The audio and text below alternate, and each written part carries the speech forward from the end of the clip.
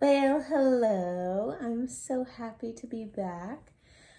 I want to talk about something super, super, super, super important. So, since I kind of let you guys know a little while ago that I'm pregnant, obviously there's been a lot of like routine doctor's appointments and stuff like that. And of course, that's completely normal. Like when you're going into pregnancy, they want to check in and they want to make sure that they have all the information that they need. And if you've ever gone through this process, if you're already a mama or whatever the case may be, if you've gone through that process, they ask you a ton about your health history and they ask you, like, what kind of health problems have you experienced in the past? And for me, something that always came to mind whenever they asked this question is like, I remember being such in a dark place mentally and like, there was just so many things going on. I got diagnosed with anxiety and I felt like that diagnosis was accurate. I got diagnosed with depression. And guys, I was sleeping like 16 hours a day, 18 hours a day. I was like highly medicated. I remember moving out into my first place and I was literally living in a basement. And I'm not even joking, the windows that I had, because I'm in a basement, but I had like one window. I don't even know why I said windows. Maybe I had two. But anyways, I think I had one in my living room and then I had one like you had to come down the stairs to get into the basement, and I think that right beside those stairs I had another window and they weren't even like a foot tall. And so there was no natural light that was coming in. COVID had hit, lockdown was like upon us. And I just remember being in such a dark place mentally. And so whenever they're asking me at these appointments, like, do you have any health concerns that you struggled with in the past or whatever? And for me personally, besides mental health, like, I'm so blessed to be healthy and have a healthy body. But mental health, I cannot even lie for 2 seconds about the fact that I really, really struggled. I was diagnosed with OCD as well. And it was just super, super, super hard.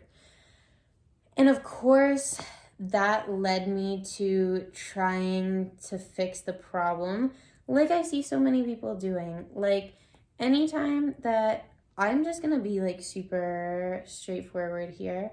And if you get offended, you can exit out of the video. But anytime that you reach for a drink or you reach for a substance, whatever the case may be, like whatever that is, some people use food and you see that they're insanely obese. Some people are drinking, Thursday, Friday, Saturday, Sunday night, going out on the weekends. And then some people are just going out on weekends and then they think that that's fine too. For me, like I know that prescription medication, weed, those were definitely like my things, my vices of choice. Alcohol for sure for a long time. And anytime that you reach for a substance like that, I just want you to be fully aware that let's just start off with this. Like, can we agree that it's good for you? Can we agree that good things for you make you feel good after and that bad things make you feel bad after? And when you wake up hungover the next morning, are you feeling good? Are you feeling like $1,000,000? Are you feeling like you're more focused on your goals now than ever? Are you feeling like you're in alignment with your higher self now more than ever? Like, let's just be honest about the fact that it's not good for you. It's completely a backstep. You're not going in the right direction of your higher self, your purpose, and your mission. You're being distracted by something. And the reason that you're being distracted, the root of the problem is not the band-aid that's put on it.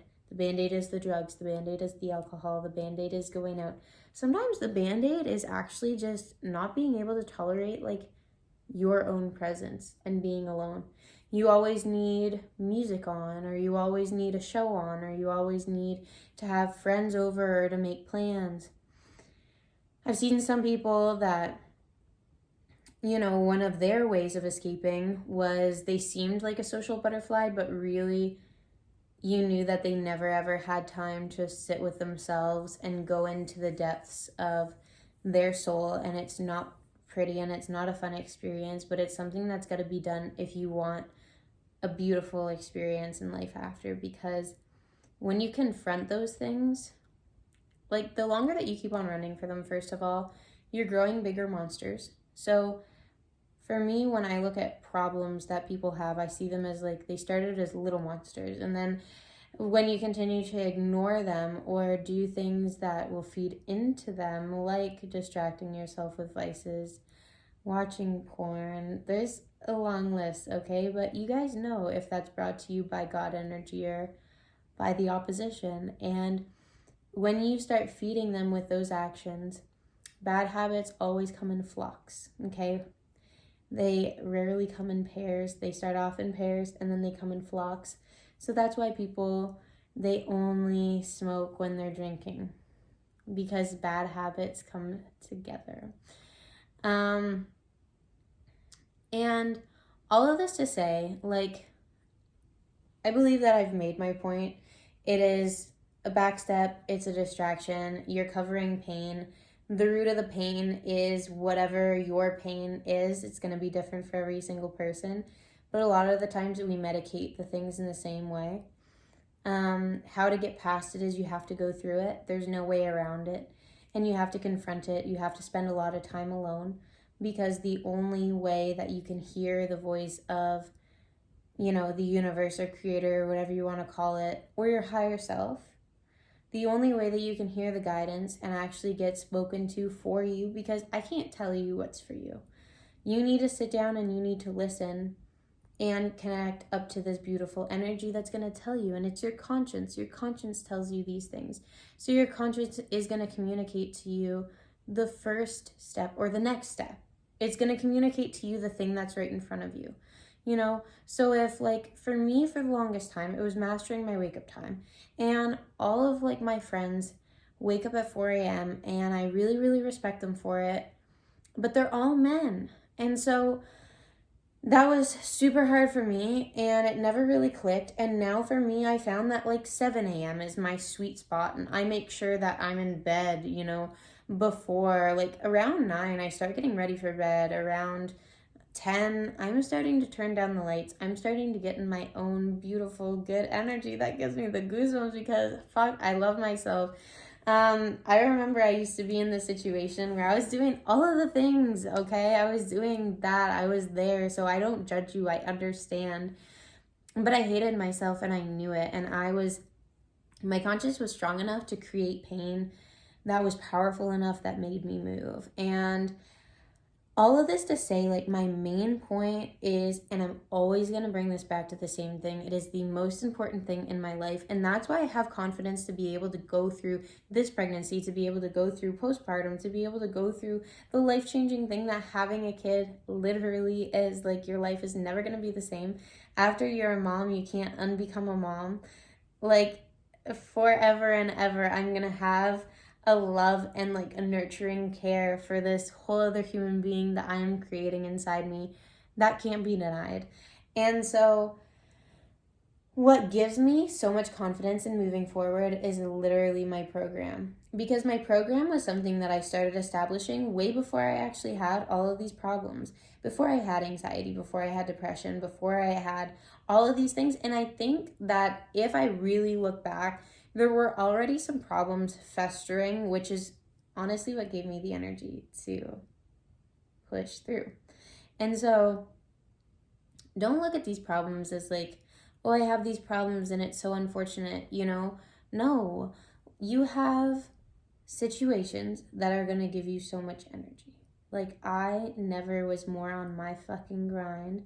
I never made more money in my life but it's coming. Like, I'm not saying that I'll never make that much money again, but I just never felt so good. I was never, like, I was super fucking shredded, a full-on abs, like, just everything, because I went through a massive episode that created so much pain in my life, and I just literally, I'm an alchemist when it comes to energy, so I took all of that pain and I transformed it into something so constructive, something so positive. You can tell who the positive person is by if they progress when things get hard or if they make themselves worse. And so I know that if you're watching this video, you are the type of person that can take that energy and can literally transmute it into something else. And I know that also if you're watching this video and you struggle with those things, that you're able to get out of that. Because for me, I'll be honest, like, the reason that I make the content that I do and the reason that I show up in the way that I do is because I really wish that I would have had a woman that I found online that embodied all of those things but explained it. You know, like I see so many women that I'm like, girl, like, it seems like you've just got it on lock, and but you don't explain those things, you know? Like, you're killing it in business and you talk about business, but you know, you have a killer relationship too, and you don't talk about how do you turn that off and how do you turn that on? You know what I mean? Because you're